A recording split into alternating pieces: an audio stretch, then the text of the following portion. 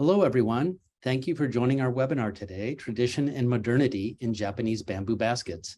I'm Trask Howard, Senior Gallery and Exhibitions Manager for Japan House Los Angeles. Today, we are excited to have our special guest, Ms. Margo Thoma, Director of TAI Modern Gallery, for the second program relating to our current exhibition, Life Cycles, a Bamboo Exploration with Tanabe Chikuunsai IV. Our talk today will highlight some of the history of Japanese basket making and the emergence of Japanese bamboo baskets as a contemporary art form, with a special focus on the work of the Tanabe Chikuunsai lineage of artists. But before we meet our guests, I'd like to introduce President of Japan House Los Angeles, Yuko Kaifu, who will offer a few words of welcome. Thank you. Thank you, Trust.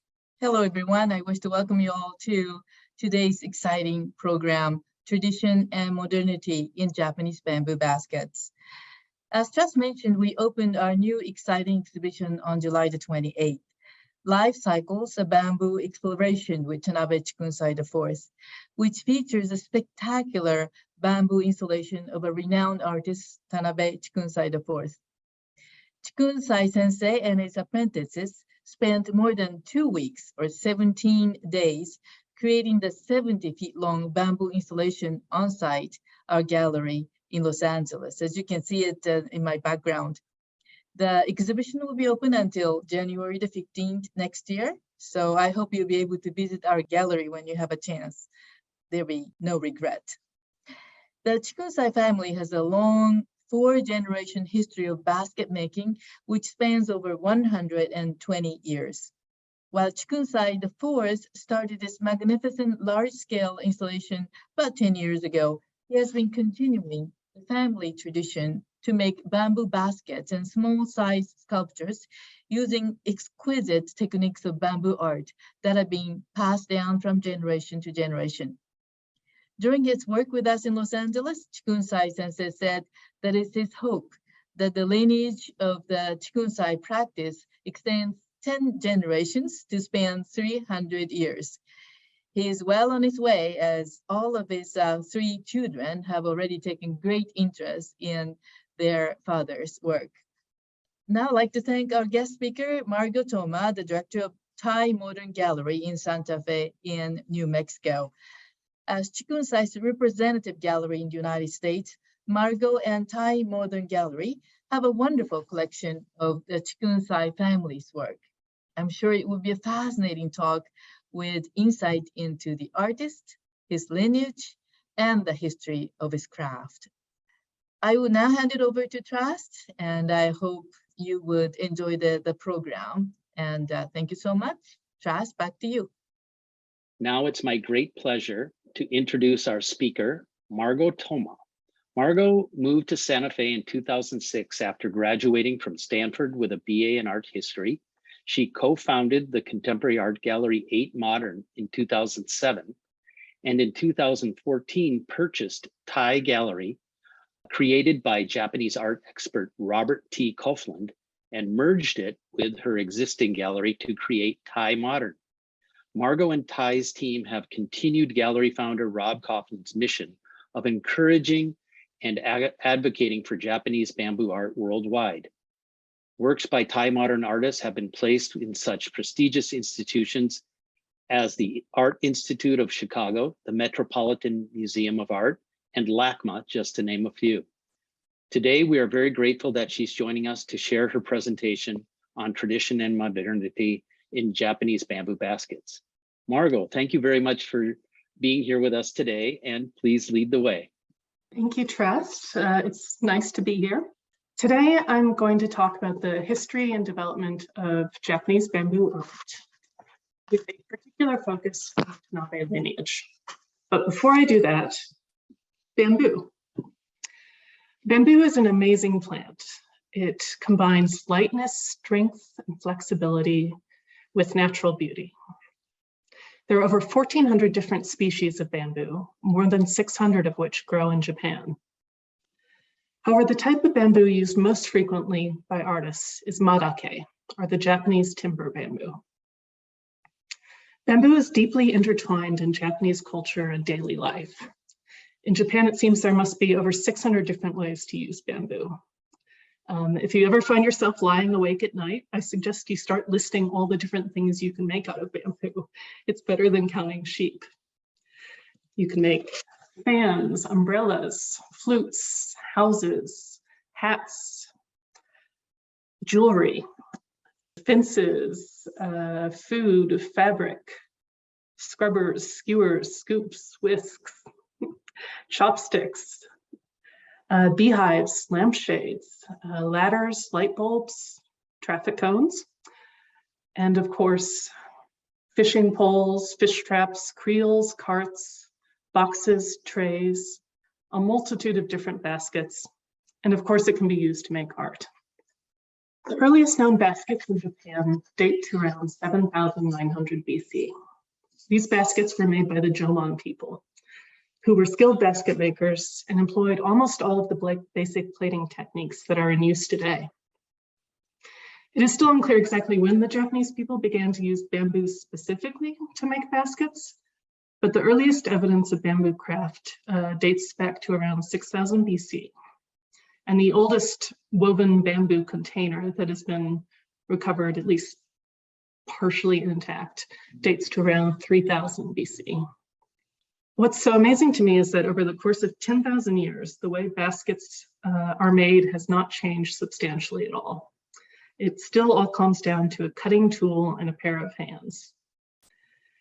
So bamboo basketry's evolution as both a craft and art form is not really due to advances in technology or technique, but entirely due to human creativity and the changing tides of culture. The origin of the flower basket specifically can be traced back to the 6th century when Buddhism was introduced to Japan. It was at this time the custom of placing an offering of flower petals in shallow bamboo trays before an image of Buddha began. Over time, arrangements of stemmed flowers replaced the original offering of petals. And by the early Kamakura period, the offering or presentation of flowers was beginning to spread outside of a purely religious context. Flower arrangements became more ornamental and relocated to family living quarters than formal reception rooms, where they were featured as important design elements. In 1404, a trade relationship was developed with China's Ming Dynasty. As a result, large quantities of Chinese art were imported into Japan, setting off a fashion for Chinese art appreciation and connoisseurship. Included among these treasured objects, which are known as karamono, or Chinese things, were ornate, impeccably crafted bamboo baskets, decorated with elaborate rattan wrapping and knotting. These imported baskets were valued by collectors and connoisseurs, not only for their functional or ritual utility, but as objects of beauty. They were often displayed with a flowering tree branch selected to complement the dark formal form of the basket.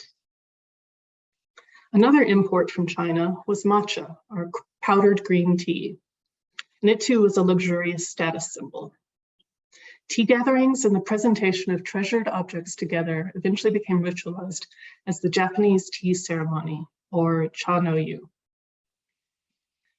The aesthetics of tea ceremony underwent a major change in the 15th and 16th century, when tea masters like Sin-no Rikyu advocated for a simpler, more natural style of tea ceremony, moving away from the more formal Chinese style that had come before. Bamboo baskets continue to have a place in the tea room, but they were simpler and more rustic in style. One particularly famous example is the Katsura river basket. This particular work on screen is not the original. It's a copy from 1697, but versions of this basket are still made today. The story is that Sin-no Rikyu was walking along the Katsura River outside of Kyoto and came across a fisherman using a bamboo creel to hold his fish. The tea master took it home, added a metal hanger, and used it to display flowers and ornamental grasses. So cha no yu generated some demand for copies of rustic baskets used by famous tea masters. But the development of Japanese bamboo art is really tied to the rise of Shincha tea ceremony, which used steeped tea leaves and was modeled after Ming Dynasty literati culture.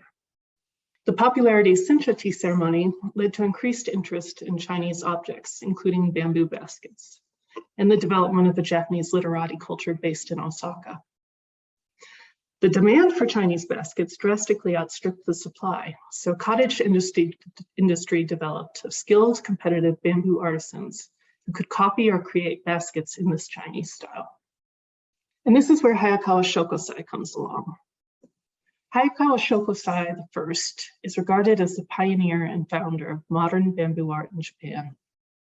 He was born in 1815 into a samurai family in today's Fukui Prefecture.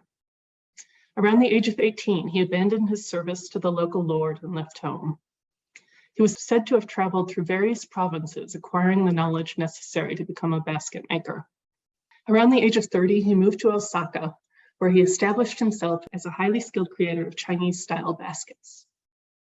However, at some point, Shokosai I began to express his own artistic ideas in his designs.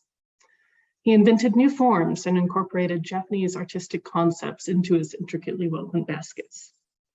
And he began to sign his works, proclaiming pride in his identity as an artist and as a citizen of Japan, often inscribing Shokosai of the great nation of Japan made this. It wasn't long before other bamboo artists, such as Wadawaichi Sai, Yamamoto Chikuunsai Sai, Maeda Chikubosai, and Tanabe Chikuunsai began signing their names to original works and developing a new, uniquely Japanese style of basket. They were aided in this endeavor by the Japanese government's participation in international and domestic expositions, which provided exposure and the opportunity to win awards. Up until World War I, the most famous bamboo artists all lived in Osaka. One particularly well-known Osaka lineage is the Tanabe Chikuunsai lineage. And the Tanabe family is the only one of the great bamboo family lineages that is still active today. And it all began with this man, Tanabe Tsuneo, who was born in 1877, the third son of a traditional medicine doctor whose family had served the Matsudaira clan for generations. As a young boy, he was often drawn to a neighbor's home to watch him weaving baskets. So at the age of 12, his father apprenticed him to Wadawaichi Sai I, well-known bamboo artist in Osaka. Tsuneo was an apprentice under Wada for 11 years. When he became independent, his teacher bestowed on him the artist name of Chikuunsai, which could be translated as master of the bamboo clouds. Chikuunsai also pursued mastery not only of bamboo basket making, but also of Shinsha tea ceremony and flower arranging. He was actively involved in literati circles and had a deep appreciation for Chinese culture, as can be seen in his mastery of this Karamono Chinese-style flower basket. There are two original styles Chikuunsai I is particularly well known for. The Ryurikyu flower basket was inspired by the paintings of Yanagisawa Kien, who also went by the name of Ryurikyu. Yanagisawa's paintings often featured an over-the-top profusion of flowers coming out of the top and through openings in the sides of ornate Chinese-style flower baskets. I tried creating a Ryurikyu style flower arrangement once, but this is way too sedate compared to the actual paintings of Yanagisawa. So Tanabe created these baskets, which were inspired by the flower paintings, which featured baskets that had never existed in real life. Instead, these works played with and exaggerated, the Chinese style, creating a deliberately fantastical riff on this tradition. Chikuunsai I is also known for his koyadake baskets, which were made with old ceremonial arrow shafts. These line construction works featured Edo period arrows decorated with colored lacquer and gold leaf. This was a style that was frequently copied at the time, but strongly associated with the Tanabe family. Chikuunsai I was a great teacher as well. He had a number of students who went on to become important bamboo artists who taught other important bamboo artists. But I did want to make a quick aside. In this presentation, I'm focusing on 4 artists named Tanabe Chikuunsai. But the Tanabe family and what they've accomplished, extends beyond the four men who went by the name of Chikuunsai. It includes wives, mothers, children, cousins, a number of people who all contributed their artistry and energy into the success of this family lineage. But back to the story of bamboo art. While in the 19th century, the epicenter of bamboo art was definitely in Osaka, change was afoot. Bamboo art in the early 20th century can be characterized by the rise of Tokyo and Eastern Japan as an important artistic center, and the medium's struggle to establish itself as a serious original art form. Izuka Rokonsai was a particularly crucial figure in both these movements. Raised in the province of Tochigi, Rokonsai was a gifted artist in several mediums and was highly literate. He was also incredibly innovative and had radical new ideas about what a bamboo basket could be. He also established a new way to talk about bamboo art, taking a system of classification that had originally been developed to describe calligraphy and applying it to bamboo baskets. The categories were shin, or formal, gyo, semi-formal, and so, informal or freestyle. It is interesting that to non-basket makers, looking at these three baskets, most would say that the shin style, formal, looks like it would be the hardest and most difficult to make. But if you ask a bamboo artist, they would say that the informal piece would be the hardest and only possible after decades of experience. While Rokonsai was helping to carve out a place for bamboo baskets as a serious art form in the East, Tanabe Chikuunsai was doing the same in Western Japan. Born in 1910, the first son of Chikuunsai I, Tanabe Toshio began working with bamboo at a very young age. At the age of 5, he apparently surprised a gallery full of people when he gave an impromptu demonstration of ajiro plating. His father was of the belief that to be a successful artist, it was necessary to be a cultured and educated person. So his son studied not only tea ceremony and ikebana, but calligraphy, painting, and poetry. And it worked. Chikuunsai II's baskets exemplify the best qualities of the Kansai style. I know if I were to try and describe his works to people, the words refined, elegant, sophisticated would certainly come up a lot. But he also introduced a modernist aesthetic of clean lines and experimented with scale in a really interesting way. He made works that expressed the essential character and beauty of bamboo. He was a master of the informal rough-plated bamboo basket, which is a very intuitive style and highlights the strength and texture of bamboo. Well, he also developed his own style of skashiami, or transparent plating, which is almost the opposite. It features precise, delicate, technically demanding plating of strips of bamboo that can be less than 1 millimeter wide. The result is impossibly light and airy. A contemporary and rival of both Rokonsai and Tanabe Chikuunsai II was Shono Shonsai. He was a particularly important figure in bamboo art after World War II. Shonsai revolutionized the art form, creating works that ranged from exquisite traditional vessels to abstract expressionist sculpture to the simple, pure forms of his Zen face. He also made his mark as a teacher, and his stature bestowed artistic legitimacy on the bamboo artists of Kyushu.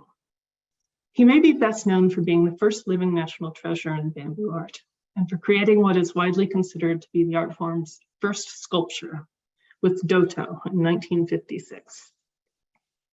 Interestingly, the same year that Shono Shonsai created Doto, Baba Shodo in Eastern Japan created this suspiciously non-functional looking tray, while Osaka's Maeda Chikubosai II created this very abstract flower basket. So this sculptural impulse in bamboo art was emerging simultaneously across multiple regions. And it escalated quickly, so that within a decade, a lot of bamboo artists whose background and training were in making vessels had begun to embrace pure sculpture. This is a particularly fascinating period in bamboo art history. I would love to see more research about what's happening in the other craft art forms at this time. But on to Tanabe Chikuunsai III. Tanabe Hisao was born in 1940. He grew up playing with discarded scraps of bamboo from his father's. He went to an arts high school where he studied metalwork. When he wasn't at school, he studied bamboo with one of his grandfather's top students. Hisao was accepted into Musashino Arts University, where he enrolled in the industrial design department. Apparently, his professors at school would often scold him for only working with bamboo, even though he was a major in industrial design. As a third-generation Tanabe, Hisao felt a great deal of pressure to find his own style, one that was different from his father's and his grandfather's. Eventually, he was inspired by childhood memories of playing with the ceremonial arrows that the first Chikuunsai had used. He was drawn to the straight lines and energy that the bamboo arrows possessed. But rather than repurpose actual arrows, he began working with yadake, the type of bamboo that arrow shafts were made from. He incorporated this material into vessels with a contemporary feel, and later used it to create dramatic architectural sculptures. In 1991, his father officially passed on the name of Chikuunsai, and Hisao became Tanabe Chikuunsai III. I unfortunately never met Chikuunsai III. But I have heard that he had a very strong personality, that he could be stern, but that he was very proud of the family name. And he deserves a lot of credit, not only for his work, but for keeping the Tanabe family and lineage so strong, because his was the generation in which so many of the great bamboo art lineages ended. While artistically, the post-war period saw great advances for the art form, in many ways, it was a very tough time to be a bamboo artist. The domestic market for everyday baskets and utilitarian articles made out of bamboo had been decimated by the introduction of cheap plastic replacements. The market for fine flower baskets had likewise contracted as the study of tea ceremony and flower arranging became less popular. It became very difficult to make a living as a bamboo artist. For decades, the talented sculptor Yako Hodo supported himself by making lampshades for Panasonic. Aya Kajiwara was a groundbreaker, the first female bamboo artist to become a full member of the Japan Craft Arts Association, had to supplement her income with a part-time job as a caregiver in a nursing home. The situation became even more dire when the Japanese bubble burst in 1992. Luckily, the 1990s is also when the American art market and Japanese bamboo art found each other. In 1997, Lloyd Coateson, a longtime collector of Japanese baskets, asked Rob Coughlin to go to Japan to look for bamboo baskets for him. From that point on, Coughlin began visiting Japan 2 to 3 times a year to search out living bamboo artists throughout the country. Mr. Coateson's collection was the subject of a show at the Japan Society in 1999, introducing many Americans to the wonders of the Japanese bamboo art. Meanwhile, Mr. Coughlin was beginning to represent and show many of the artists he met. At art fairs across the US, he presented the bamboo baskets and sculptures and contemporary fine art. He also did many solo exhibitions with these artists at his Santa Fe gallery. American audiences seem to find his works very fresh and unique. And a number of important collections started to be built. Today, Western collectors are probably the main source of income for most Japanese bamboo artists. Right now, there are probably only about 200 people in Japan who make a living out of making baskets.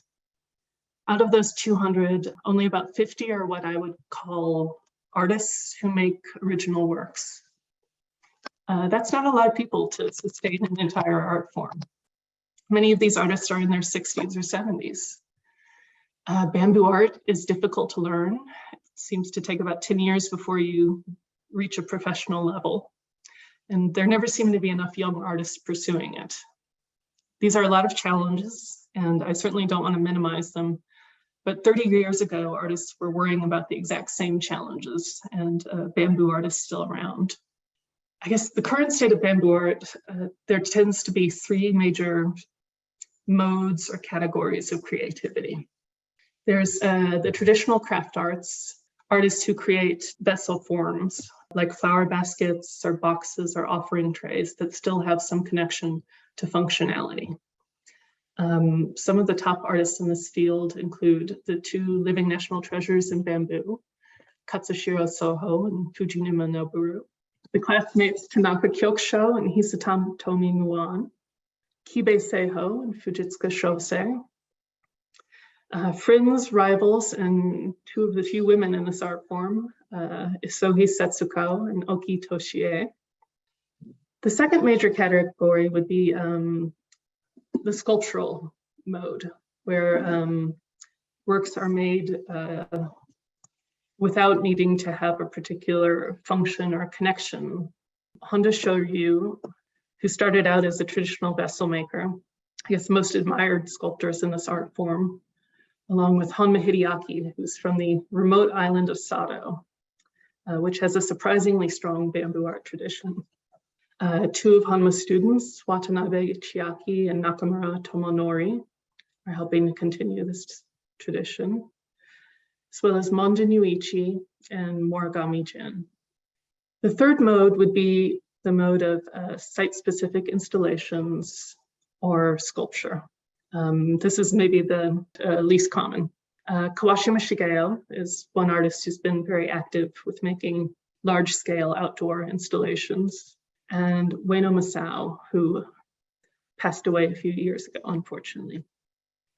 These categories can be very permeable. Tanioka Shigeo, I guess would be considered part of the first category of, traditional craft arts, but many of his vessels are actually quite sculptural. An artist like Tanabe Chikuunsai IV, who seems to work in all three modes simultaneously. And I sometimes wonder if maybe this is not the direction that bamboo art is going in, where you're no longer defined by the organization you belong to. Anyway, Tanabe Chikuunsai IV, I'm not going to talk as much about because he did an excellent artist talk for Japan House LA, which you can view on their website. And he is much better qualified to talk about himself than I am. But I will say that almost everyone I know who is familiar with Japanese bamboo art feels that Chikuunsai IV is and will be very important to its future. That's a tremendous amount of pressure for a young artist, but the Chikuunsai lineage and Chikuunsai IV in particular have always done very well at drawing strength and inspiration from tradition and their family's history and combining it with a creative drive, forward-looking attitude, and openness to the contemporary zeitgeist. In the same way that bamboo is a great artistic medium because it combines strength and flexibility, Chikuunsai IV is a great artist because he's able to do the same thing, weaving together strength and flexibility, tradition and modernity. I want to end by playing a brief video of Tanabe working on an installation he did in my gallery in 2019. I want to show it because it was an experience that meant a lot to me personally, and because Tanabe's exhibition here at Japan House is called Life Cycles, and it feels appropriate to share a previous incarnation or cycle of the life of the work on view. Please enjoy, and I'll be available to answer any questions you have afterwards.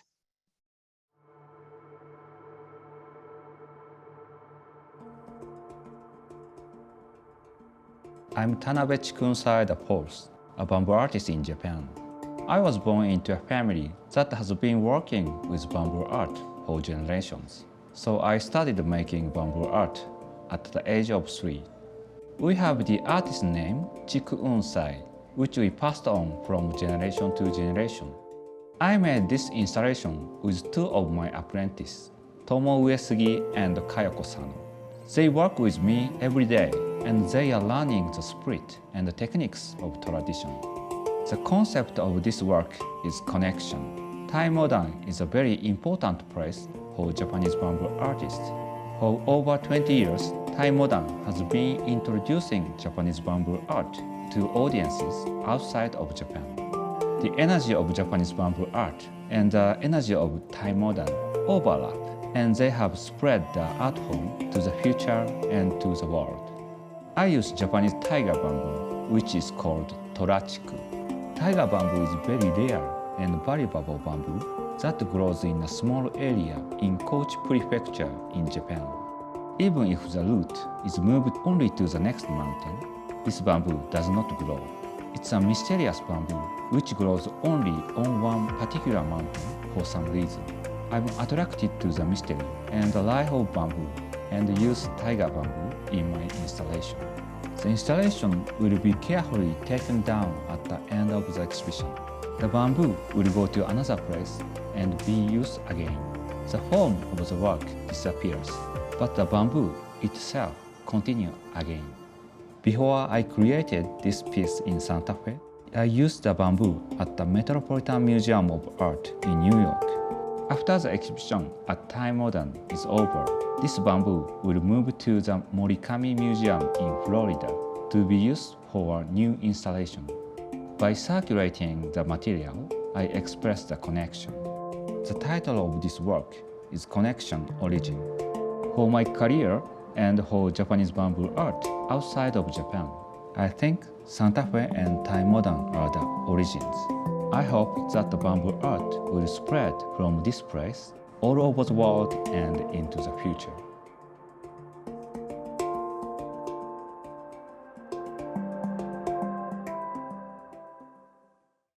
Well, thank you, Margot, for a fascinating presentation of history, art, and the evolution of the Japanese basket artisan, especially that look at the work of the Chikuunsai lineage of artists. I had the opportunity to spend 3 weeks with Tanabe Chikuunsai IV here as he built this behind me. And in talking with him, he really took pride in passing down his craft to the next generation. And I saw many, in your presentation, you introduced many Japanese bamboo basket artisans that I have yet to experience. But as I mentioned, Chikuunsai IV took pride in passing down his craft to the next generation. Do you see this happening with other basket artisans as well, passing on their craft to their perhaps apprentices or taking in interns? One of the reasons Chikuunsai IV is so important is because of the large number of apprentices he's taken on the responsibility of training. For the most part, the traditional apprentice system as it used to exist no longer really works for Japanese bamboo artists, because you don't have sort of low-level commissions of soba trays or soap holders that a master could normally direct an apprentice to make on their behalf. So what you do have is a large number of senior artists who are passionately invested in this art form and willing to share their family's secret techniques, willing to offer advice for free to any young artist who seeks them out. There's a school, it's technically a vocational school in Beppu, which teaches the very basics of bamboo craft. And that's where a number of students get their start now. And then it's sort of, the onus is put on them to find a mentor after that.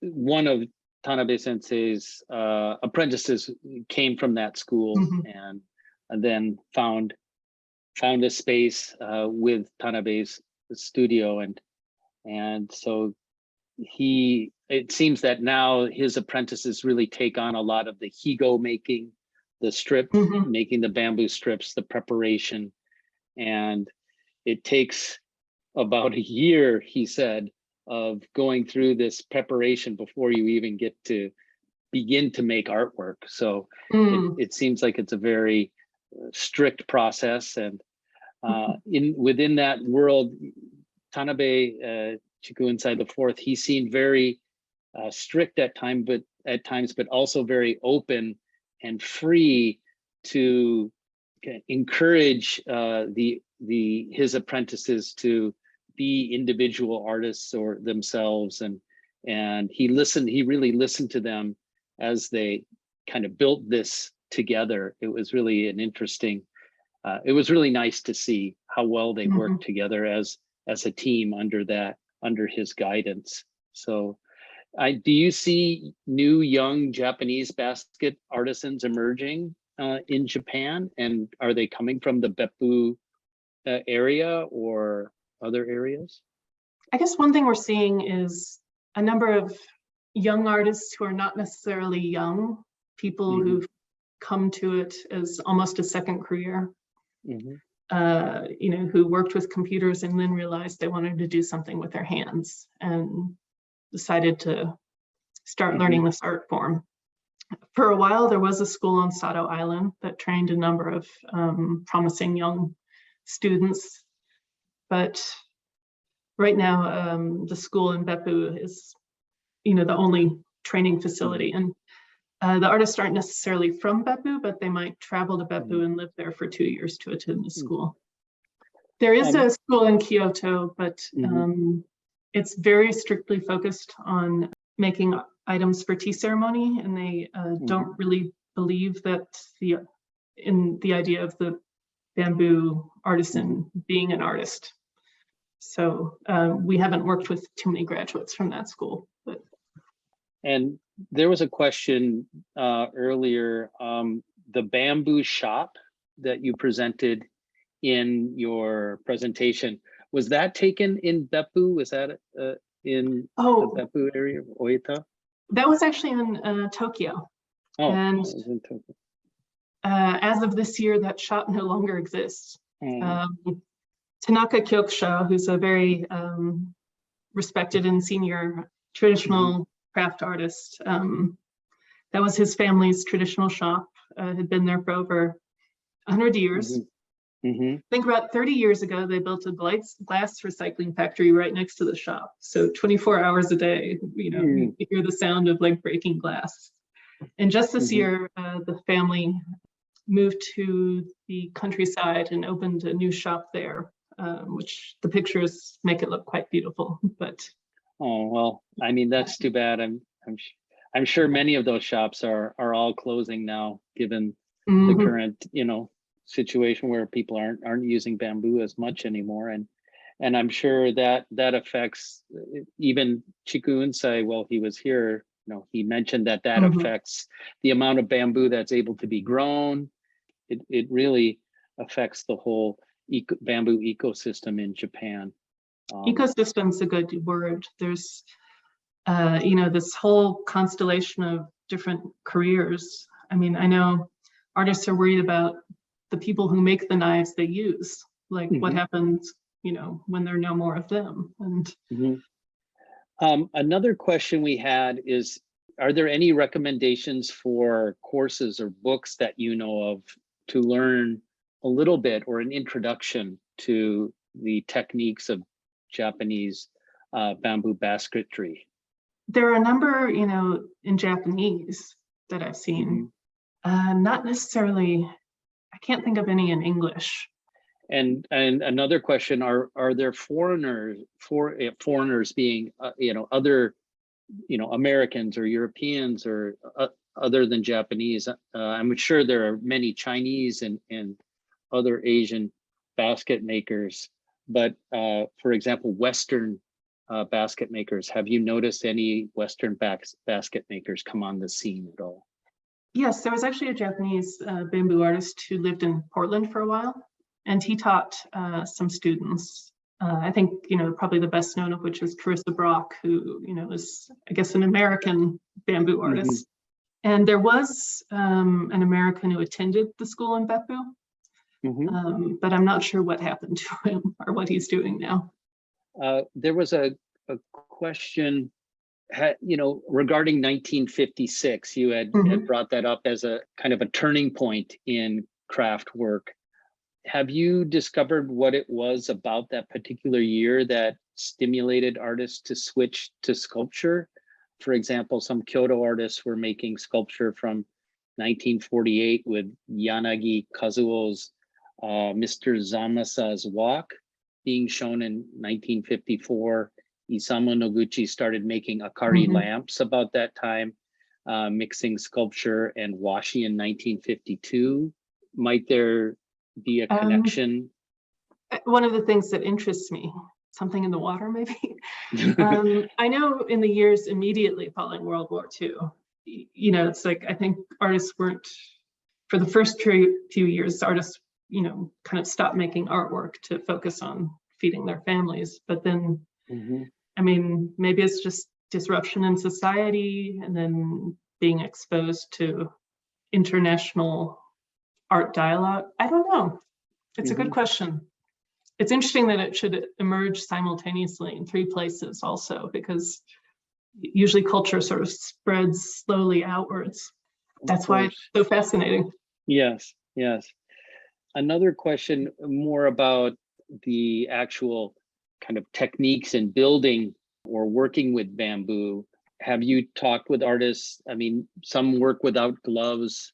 I realized that, you know, Tanabe Chikuunsai IV and his team were working without gloves.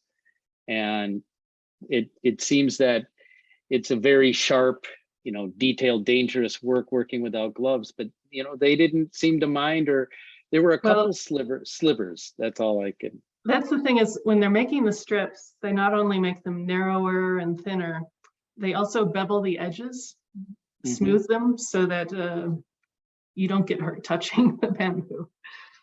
Not something you necessarily can tell immediately by handling or looking at the artwork, but it's very detail-oriented art form. The video that you closed your presentation with, we saw Tanabe Chikuunsai making an installation there at TAI Modern in Santa Fe.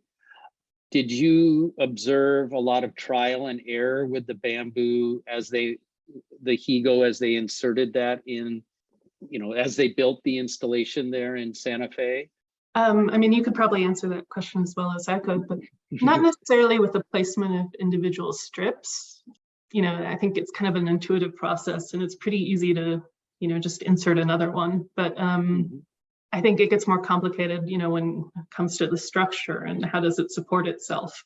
They're pretty experienced at this point. They, I think he said one of his assistants had worked on like 26 of these installations. And 26. So yeah, the team that he had traveled to Spain and then also done an installation in Tokyo at a Gucci boutique there in Tokyo. That's still up. So if anyone has the opportunity to go to Tokyo, you can see another Chikuunsai installation there. But in making this installation, he developed some drawings for this particular installation to fill our space. But he said that when he came into the space and worked with us and the space itself, his ideas and how he saw the composition coming together, that changed. He kind of improvised a little bit, but then off of that improvisation, his ideas expanded, and so he did build it impromptu a little bit in the beginning, but then at the end, during the middle, he and his assistants really had a vision, started to build the framework. In that video that you showed, you were able to see how they built kind of a beginning basket that they essentially would build around themselves.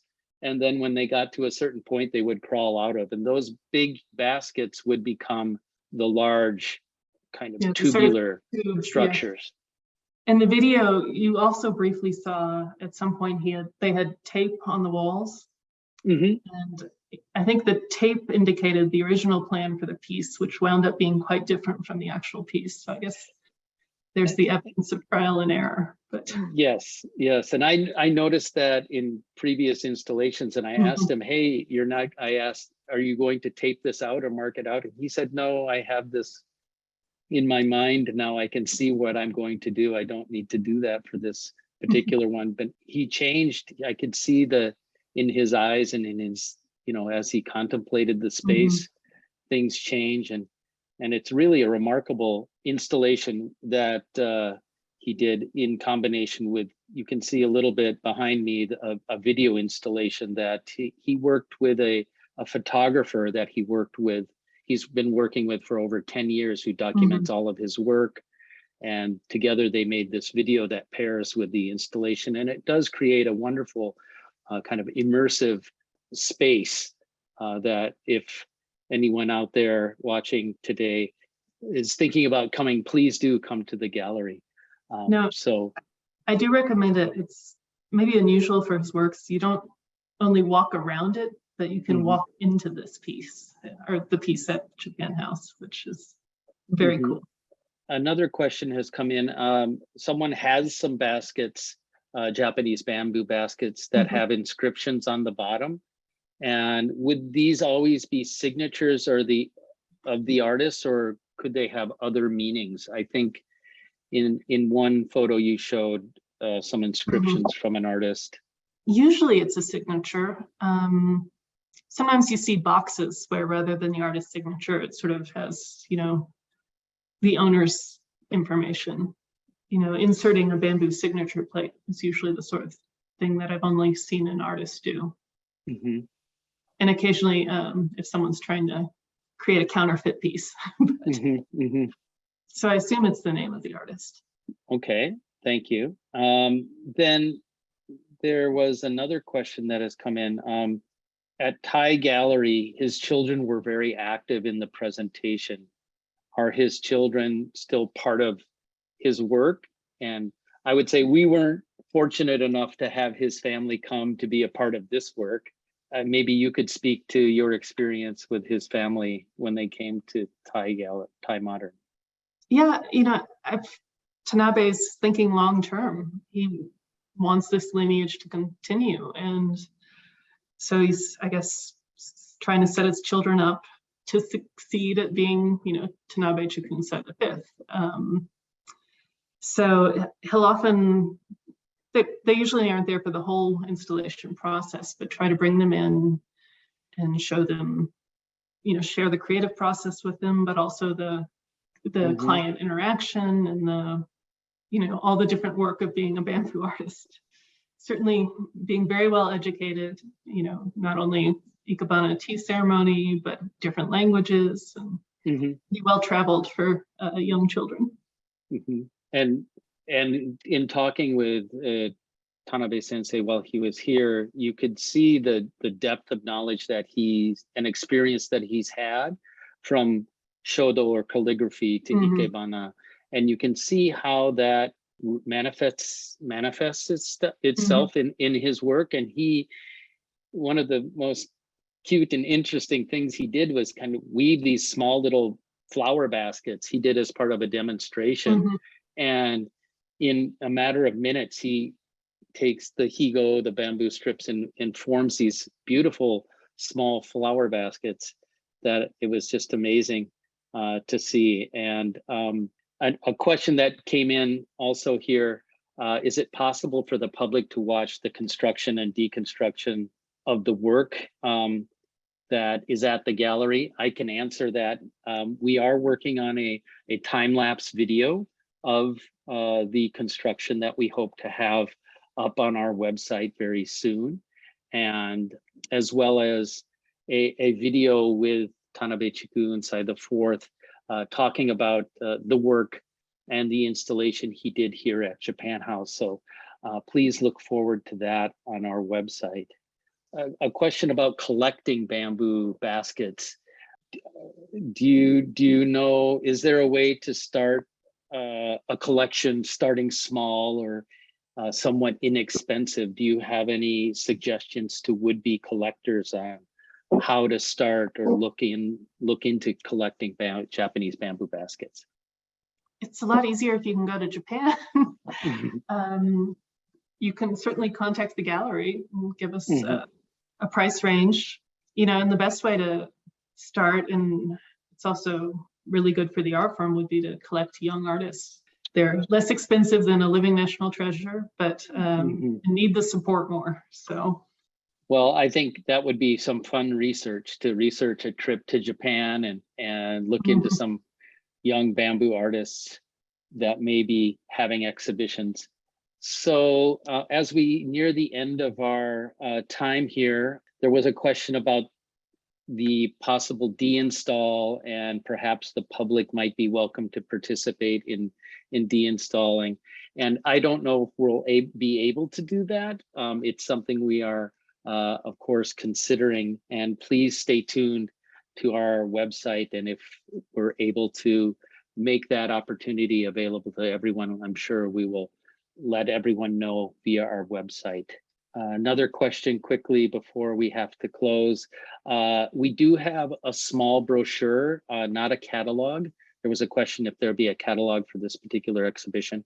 That will be available on our website, or you'll be able to see it on the website, or download a digital copy, a PDF copy through the virtual tour we have up on the website, or we will have up on the website. We will be a link to a virtual tour, and within that tour, you can essentially walk through the gallery and then access the brochure and download a PDF.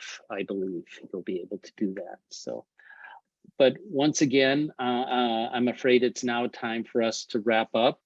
On behalf of everyone attending the webinar, I'd like to thank you, Margot, for your time and your fascinating talk and insight into the history of Japanese basket artistry and the work of Chikuunsai and his family. And thank you, everyone, for all your great questions. I'm so sorry if we didn't get exactly to everyone's question.